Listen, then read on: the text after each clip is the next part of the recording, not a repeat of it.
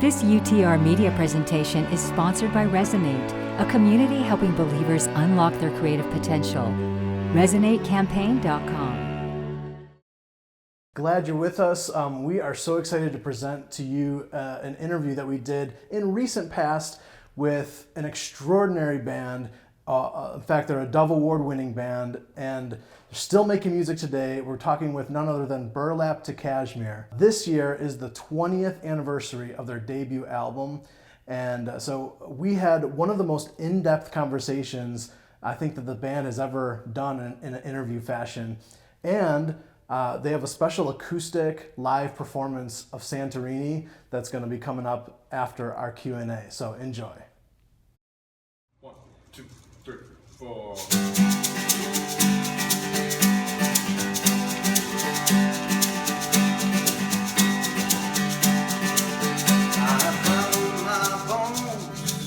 I have followed this world, but in the long run it seems it never cured my woes. But in this dark and lonely night, in the sky bright, there's an angry desert man with a sheet on bed. So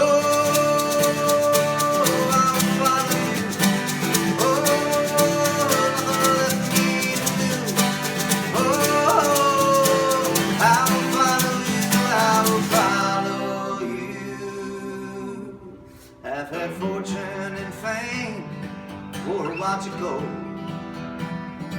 Praying and preaching on the TV as my stocks unfold. But then my legs gave way as the roof caved in. And the shepherd came and saved me from my den of sin. So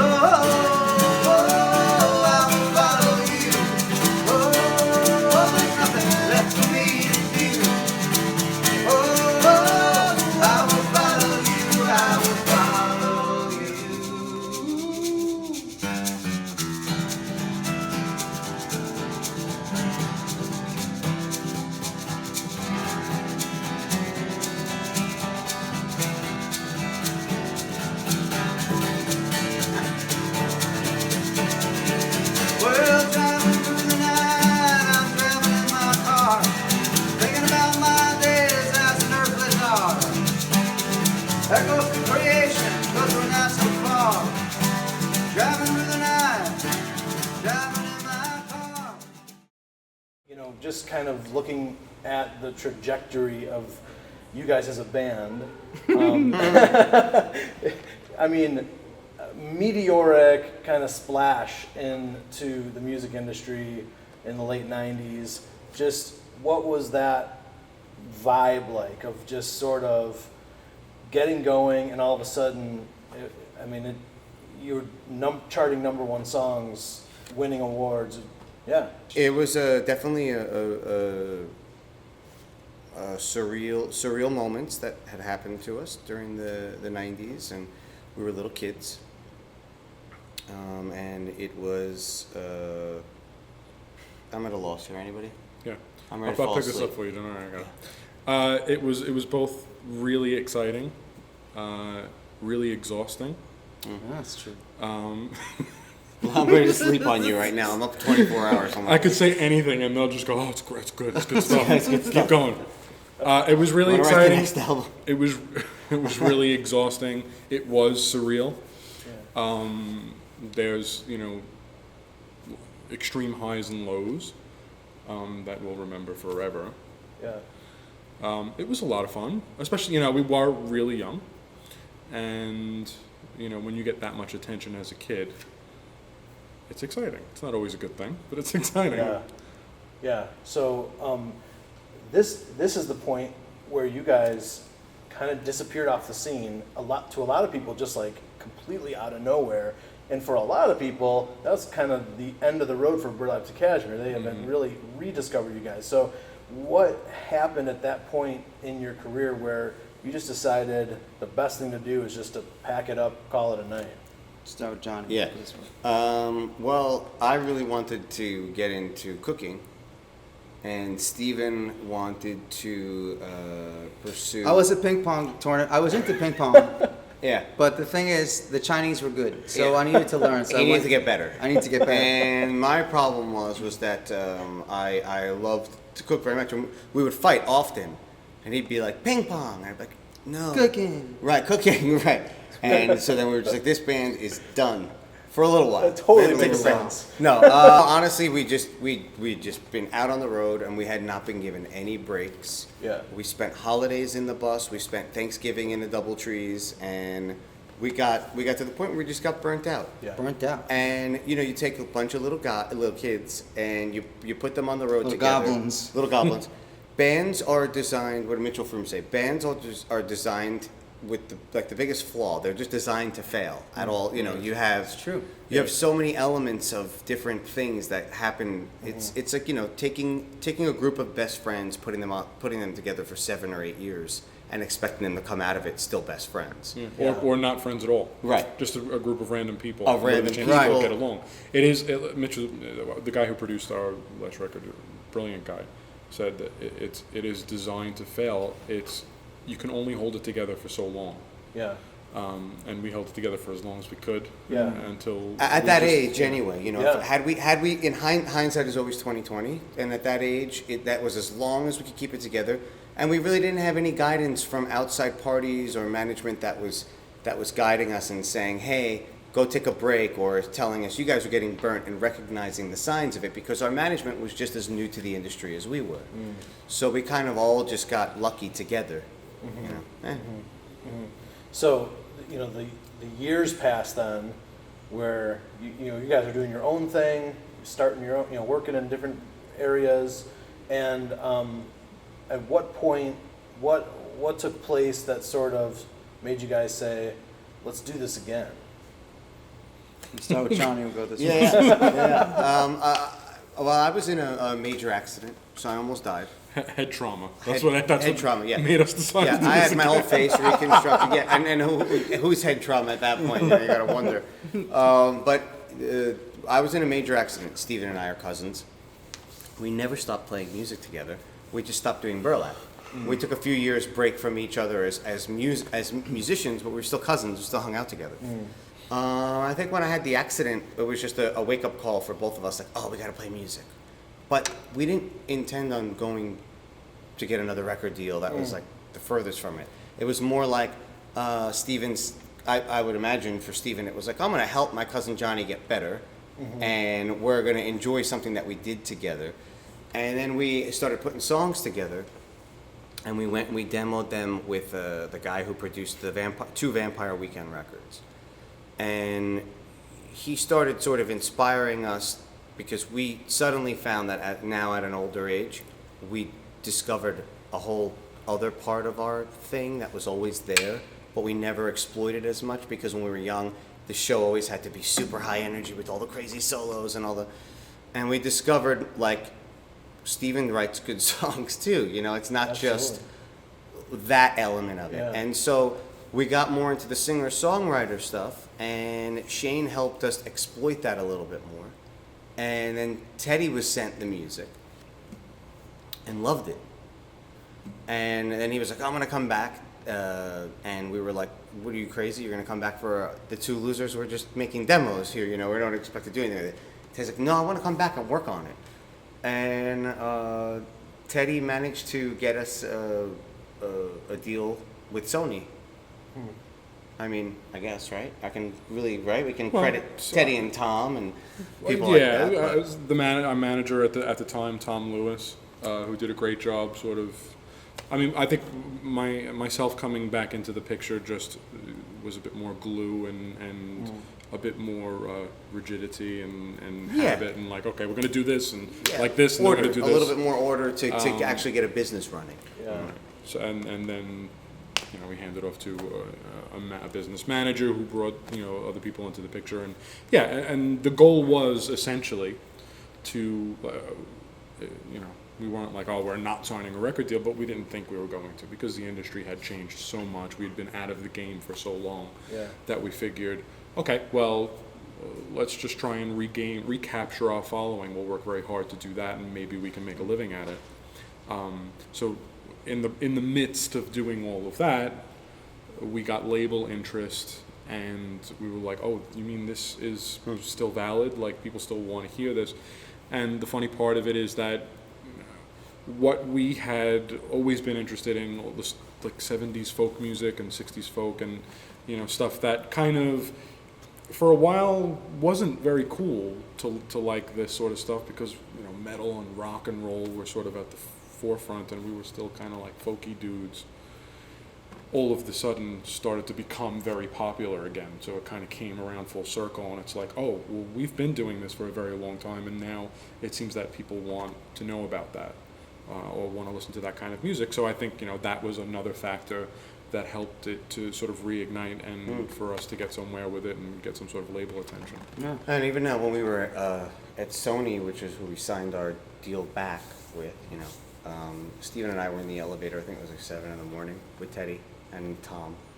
And on the way up the elevator, we just said, oh man, let's just go home. What are we doing here? We're old. Like, why are we going to this meeting, you know? Because it was, we just didn't care. Yeah, I was saying that it was a complete waste of time. It actually happened to be the meeting that got us the record deal. That got us the record deal. For the and record to and Johnny was trying to pack it up. We were trying to, well, both of us, Steven and I, were both just like, let's just get out of here, go get some breakfast and coffee, you know. You know, because you're just like, what are they going to see in us, you know? Yeah. And then when we got there, we played for the president at the time of Sony Jive. Do you notice a similarity? 'Cause we just did that before this interview. Exactly. We do that all the time. We do that all the time. Anytime we have to do something, that's We pretty defeat much ourselves. Yeah, it's like, oh, we gotta go out. What? We played for the president of Sony Jive, but short story. Oddly enough, that day he was like two and a half hours late to the meeting, and so we waited around, and then we were really feeling odd, because now we had everybody from the label sitting at a big round table in Sony Chris Jive. Brown. And There was a big Chris Brown incident that day. at the time, there was a Chris Brown Rihanna incident, and we were like, okay, so the president had to go make sense of something for press or media, and it's strange for us, like, you know, they were in a PR meting all for 2.5 hours about Chris Brown and Rihanna. And here we are, and, this like, we're weird just, folk like, these, band like, from the folks, 90s. Why would they even bother? bother. Make sense of? He showed up to the office, and we played for him, physically played in front of everybody at the label. And after we were done, you know, there was a bit of a silence, and we just were like, all right. And in our heads, at least, they're like, all right, let's come on now. We can finally go get Chipotle or go to Starbucks and get a coffee. And they were just, I think the exact words out of his mouth were, I don't think anybody has done that. And he looked over to the VP of the company, and they said, ever. Nobody comes in here and plays anymore. They just bring us demos. Nobody does live music anymore. And we were like, okay, so this must be a good reaction to get. And then we ended up getting that record deal, which was totally unexpected. Wow. I mean, Yeah. you know. That brings up a really good point, is that the music business has changed dramatically since the 90s. It's the music business, in my opinion, and I think a lot of other people's opinion, is changed to the point where the old way is dead and the new way is completely new. And labels are still trying to stay afloat and trying to figure out how it works, and they're not making money, and it's a whole different thing. But I think what makes us stand out from other groups is, you know, yes, we were around early in the late 90s, but that we can actually play instruments and write songs and sing. Yeah. And nowadays you see many artists who are their vocals tuned, who are to beats that, I mean, it's not music anymore. And I'm not saying this to put anyone down. I don't mean to say that. But when I put the radio on, I turn it off, because you sense it. You know that people aren't picking up a guitar or sitting on a piano and actually playing from their heart and soul and singing. You hear it. So I think the reason why we still gig and still go out and play music is not because we think we're better or smarter than anyone. It's just because this is just what we do. You know, and I think the music business has changed and will change again. But if you are a musician and a composer, and it's what you naturally do, you're going to do it no matter what. You know what I mean? So. Absolutely. And I think the highest selling, Forbes magazine just put out an article the other day that I read. The highest selling, the highest grossing record of this year is the lowest grossing record of highest grossing records in history. Does that make any sense to you? Yeah, Did that Yeah, make any weirdly, I understood it exactly. Yeah. What was the record? I don't want to say the name because I don't want to do that, but I think it was a Rihanna album, which is a compliment to her because I love that record. but just to show you, the industry doesn't know how to stay afloat, and it's sort of like I always liken it to the automotive industry. We knew the change was coming. We knew we needed to get on alternative energies, and all we said in America was no, no, no, no, no. We'll put everybody out of business, and we don't have an American automotive industry anymore. And meanwhile, we were the ones that created it. And I feel like the music industry has gone through the same thing, where they saw the change coming, and rather than try to adapt to it or do certain things, they just sort of, allowed it to happen worse. And then when it hit, all the labels started going out of business. I mean, when we were going in for record company meetings, all the labels, there was like exposed BX cables ceiling. I won't say on what label, but like on A lot of empty offices. a lot of empty offices where you would see like 10 or 12 people working in the office that should have 60, 70, 80 people. And you were just like, what is going on here? So for us, it's, it's definitely not about trying to become famous. It's just, can we stay alive doing This is just what we love? do, you Yeah. know. This is just what we do, and unfortunately, for the good and the bad, you Yeah. know, because money's always not there. I mean, there are a lot of famous broke people because Hollywood's a dying breed. It's dead. The people that are still making money are the ones that made it from the 80s and the 90s, and now they're trying to figure out how to continue making it. I have a lot of acting friends too, people who are actors who are in independent films and movies and stuff, and they're struggling. There's no money in poetry, but if you do it naturally, you will have your peaks and your valleys. It'll go like this. We're really fortunate that we're afforded the gift of being able to do this. To show up and play, because it is definitely a lot of work. You can see we're falling asleep with mics in our hands, but it's a lot of fun, and it is. And we get to we're do it artists. in all we different venues. We've played for the Pope in Italy for 3.6 million people. We've played in Brazil for 80,000 people a night, with mainstream bands, with Christian bands, with pop bands, with mainstream rock bands. And it's never been singled to one thing. And so when you look at that and you look back on it, it's like, we really got lucky. This is, we're lucky to do this. And that's why we still do it. Otherwise we would have quit a long time ago. We would have just been like, I'll go get an office job. Yeah. It'd be a lot easier to work in office. Yeah, it would be nice to have a pension.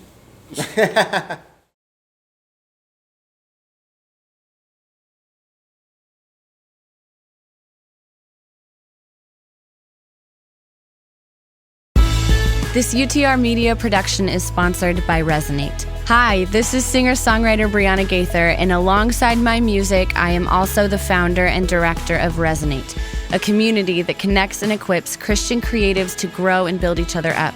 This isn't just a group for the vocationally creative, but this is an invitation to all of us, because we believe that each human carries a unique creative gift from God that the world would not be the same without. Our website is resonatecampaign.com, and there you'll find some helpful resources like a Bible app reading plan, a 13-week creativity school, our online community, and a full-length documentary our team created on the theology of creativity. For a limited time, if you're one of the first 100 people to use the code UTR, you will get 50% off your purchase of the documentary. So again, the resources and documentary are at resonatecampaign.com.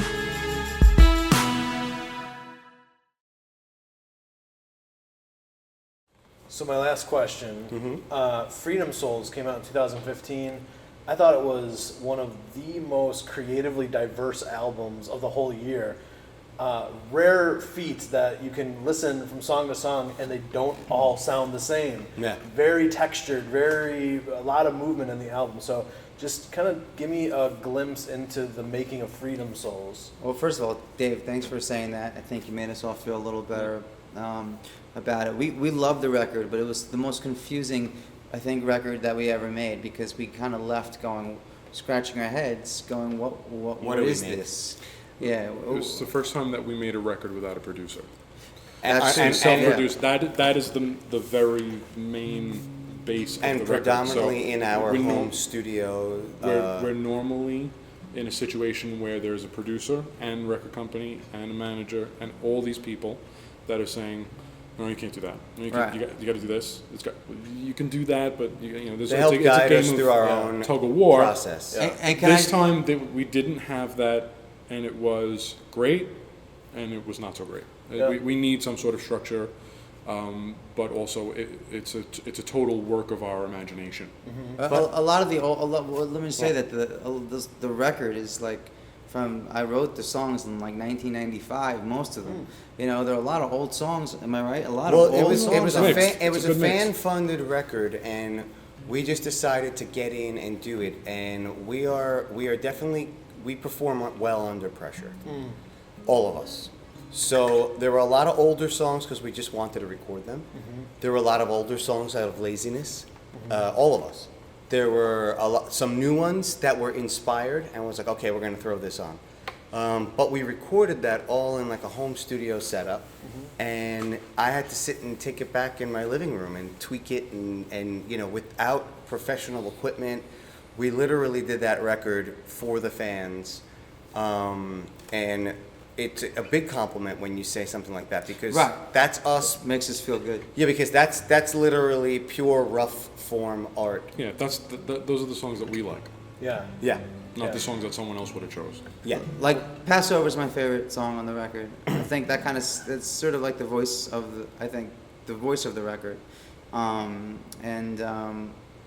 But a lot of the songs, like Freedom Souls, for example, All of 106. That's from college. That guy wrote that in college, and Right. I played And it's that our like in favorite. It's like our 1997. Our favorite tune. Yeah. For me, River in My Head Johnny likes River in My Head. is the Woody Allen story. Teddy on likes that. Tunilu.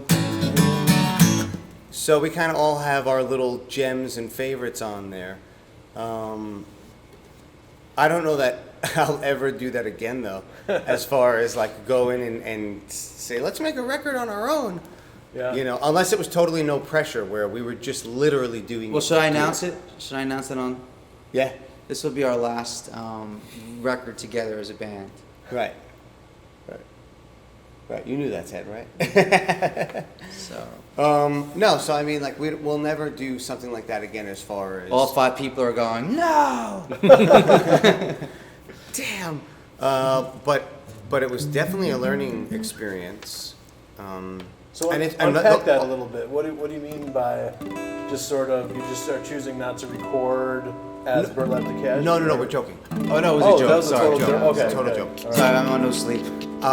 You probably shouldn't be interviewing us. I mean, I thought you were cracking a joke, but everyone was pretty straight faced. So I was like, Because he was trying to I be mean, joke. We don't, We were find, helping we don't him find the make- jokes funny anymore. That's Yeah, it was just like we've heard these jokes 7,000 times. why we heard it 5 times in the van on the way here. yeah, okay, good. But it was a Wow. learning. All 5 people going.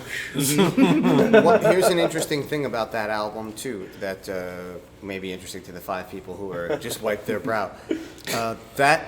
Along with the Mitchell Froome record that we did in 2012, this last record, both of those records were recorded live with no click tracks. There's no computer editing to make it sound tighter. It is us playing in a room. Steven is singing those tracks with a guitar in his hand. There's bleed everywhere. There's drums and vocals and guitars in this, and I'm proud of that. Yeah. I like that. We use Pro Tools as the medium to capture it all, but Yeah. we're not sitting there afterwards and saying like, now that we put it all together, we will move it all to perfection. Nothing like that. We try to do that, but it's way We too tried, time yeah. consuming. I'm sure in the past we've tried to do that, and it's We just, didn't fight making Our this first record at all. yeah. Right. Yeah, We got along great. we got along just great. No, the truth of the matter is we really, it was poor Teddy who had to push us around, because truth is that Steven and I went and made the record. I didn't get pushed around. It I was in New Jersey. was a tough record to make, because It was just we were it was a doing it on our long own. process. Yeah, You it's know, difficult. mixing it was in a set of in-ear monitors, and every time you'd play it somewhere, it would sound like a different record. It was out of I the mean, box, most of it. It you was know? ghetto Yeah. style. Yeah, Yeah. it was ghetto style for sure. But Yeah. the fact that it sounds the way it does, Yeah. to me is like I said, it's a compliment when you say that about that album, because now when we listen back to it in hindsight, we look at it and go, some of these songs really turned out well. Yeah. But I gotta say, a lot. I did focus on my attention on the first record.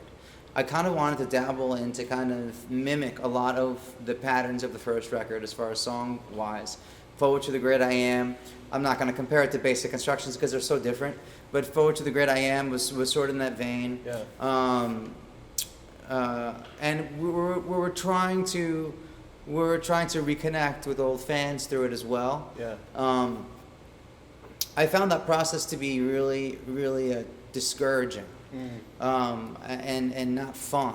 And I think I'll never do that again, because you're not being true to the moment of creating. You have an intention, and you're trying to do something, and you're trying to make it work for a certain reason. And it didn't work for me. I listened to the record and I go, oh my God, this is a crazy record, because there was like dabs of paint that were forced here, and then there was paint that just kind of flowed lightly over there, then there was nothing on the canvas over here. And you look at the record and, like you said, it's a whole this crazy mix of what? I don't know. Which is cool in its own right, Yeah. I guess, you know. But I would never purposely write songs to reconnect to anything or anyone, because I think you can get that sense listening to the record as well. That's the negative part of the record. There's this feeling of like, oh, I feel like there's this, you know, in the writing. You could tell there's a trying too hard, you know. Yeah. And it's funny. This relates back to what we were talking about a few moments ago about how the music industry has changed. So you have a new model that comes about, and it's about crowdsourcing, and now you don't get your money from a record company that tells you how to make a record to some degree. You get your money from fans, and so you're not just trying to please a record company, now you're trying to please your general public. Right. And we have a general public. We have a history of sales where our first record was put out at a time when records sold.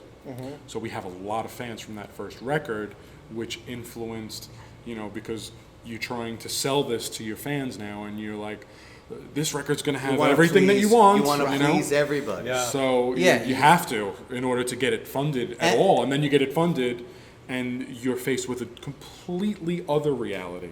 Oh, we thought we had a lot of money.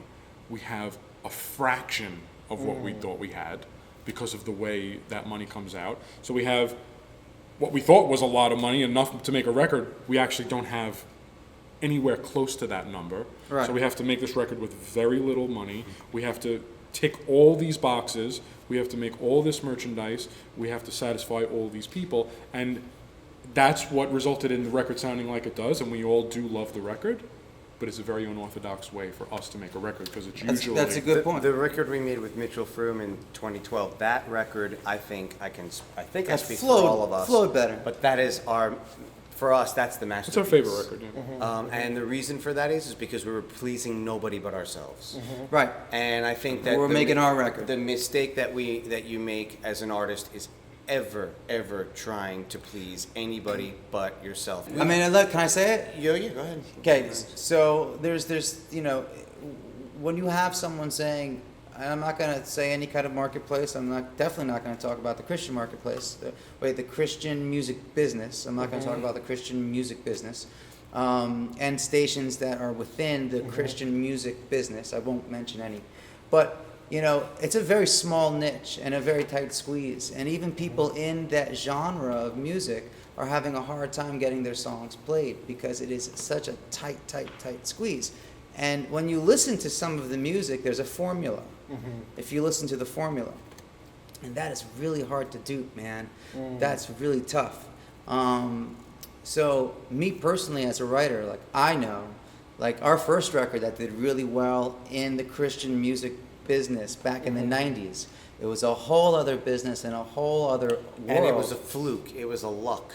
It was a Yeah. shot of lightning that they found this band who was mainstream, who happened to have spiritual music. Well, we didn't try. That's the thing. We didn't try to. just did it. We didn't try to. I wasn't writing basic instructions to try to squeeze it into that niche. No, we were signing I didn't A&M. care. We didn't care. We just were playing music, and so I think. And even back in the 90s, the landscape of that industry was so much wider. I mean, you had Yeah. And we were signed to a label that was very nurturing. Steve Taylor was a Steve genius. Oh, and Steve Alcafaro. Taylor was- And yeah. Alcafaro. Alcafaro. A&M Alcafaro, A&M A&M. Records. Warren Ballman, Judith And- Volz. And that being said, the when you look at the artists who I think it was Bono talking about, kind of put out an article I read that Bono was saying that Christian artists need to be more honest in their music. He sort of put out a call. Yeah, I read saw that. article. I saw that. And my sort of comment on that article is, we couldn't dupe that kind of music,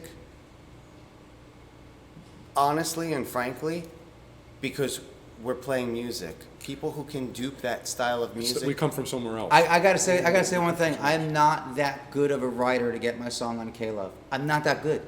I can't do it. That's not my thing. I wish I was. I wish I was that guy. I wish I was that guy that was good enough to write for a radio station like K-Love. I don't. But that's just I'm you're being saying facetious. good enough because you're Well- saying you gotta aim for a bullseye that's so hard to hit. Well, it's not even aiming for a bullseye. But you know? does Michael W. Smith get his songs on K-Love now? no, not No. anymore. What is so? What? What is that about? And what is that about? No, but the truth is that he said not good enough, and I mean that was a polite way of saying not bad enough. Right. Because the truth is that if you've got something that is in your heart, So this is Okay. it's going down. You're gonna edit a lot. Right? This is Let's the bring Kramer it back. interview. This is This the is Kramer this interview. is a safe place. No, It's a safe place. no. But the truth is that I don't want my songs on K-Lo. I don't care about it. no, because if you look at a lot of the marketplace, Don't worry, Teddy. We're not gonna get our songs on Oh, K-Love. I'm not worried about that.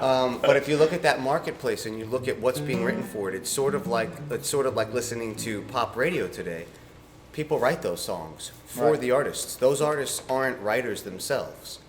So how could we do that if the artist in this group is writing? You know what I'm saying? Yes, I agree with you, John. Rihanna has 8 guys that write, or 10 writers that write her hits. And for the record, I'm a big fan of K-Love. I listen to it all the time. edit this in Yeah. and get a close up of his face for this I'm one. sure I'd that like they to hear are this they are before. wiping the sweat off their brow. Right Yeah, now. exactly. Oh, They're like, good. oh no, Burlap Cashmere. loves us. Thank goodness. No, there's a lot. There was a lot of good people in this business. There still is in the Christian music industry, and you know we're not in that. We're not in the Christian music industry anymore. We're not So willing we're to play talking that- about play that it. game. I'm talking about it from an outsider. I'm not in it anymore. So I'm not going to offend anyone, and no one's going to care. Trust me, they won't. Yeah. So yeah. So cool. What, any more That's- questions? Yeah, that's pretty much the point That's, Yeah. of it all. You know, I mean, we Midpoint. when the songs were written here, they were written here the way they're written. Steven still, just to give you an example, when he writes a new song, there'll still be a spiritual connotation on a song here or there. Again, nothing to do with the Christian market or trying to please anybody.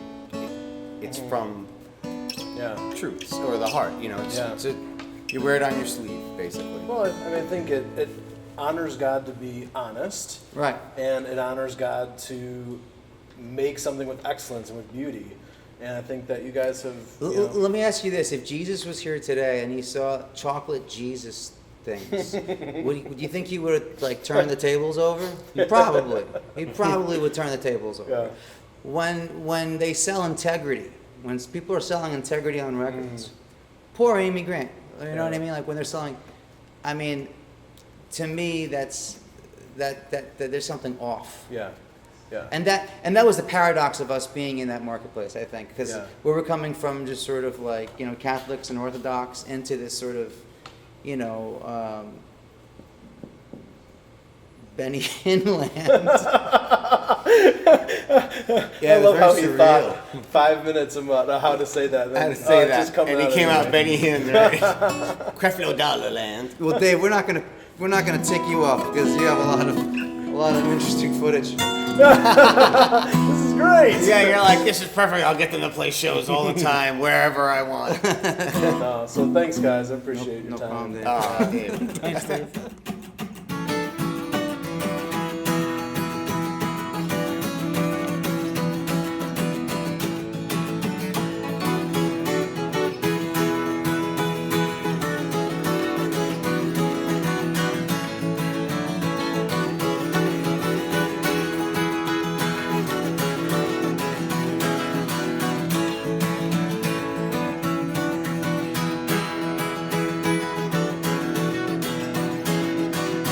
I never thought I'd be so free.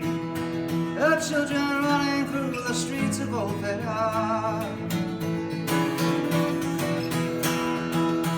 filling my cup with joy and dancing in hiatus. The sun was red, the sea was blue. Your eyes were burning in a stained volcano sky. Loud the sound, the horns to guide us as the ocean seagulls fly. And she is an island in the gypsy city night.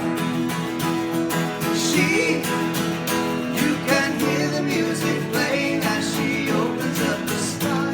She will melt away your sorrow in her Santorini eyes.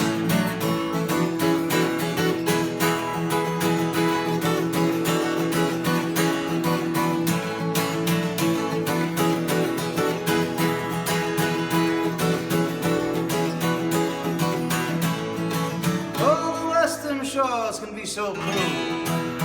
I told Maria we would never be the same. We can't afford to play the mute when dead is like a lion on the hunt for dignity and shame. But she is an island in the gypsy city night. She, you can hear the music playing as she opens up the sky. She will melt away the sorrow in her Santorini eyes.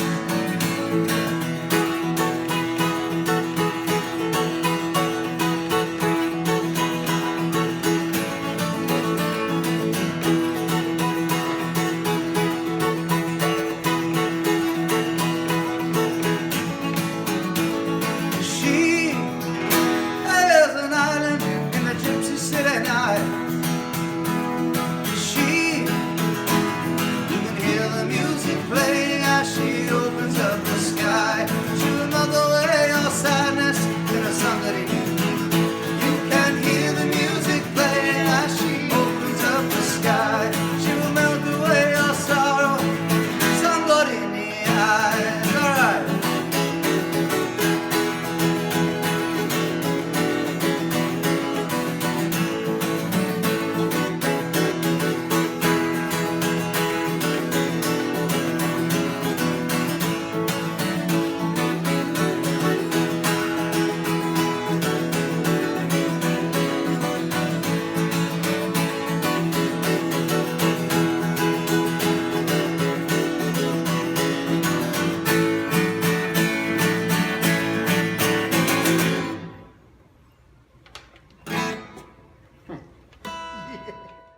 Forward to the great I am, left behind the great I was. Forward to the great I am, left behind the great I was. Forward to the great I am, left behind the great I was. Forward to the great I am, left behind the great I was. La la la, la la la, la la la, la la la, hey hey.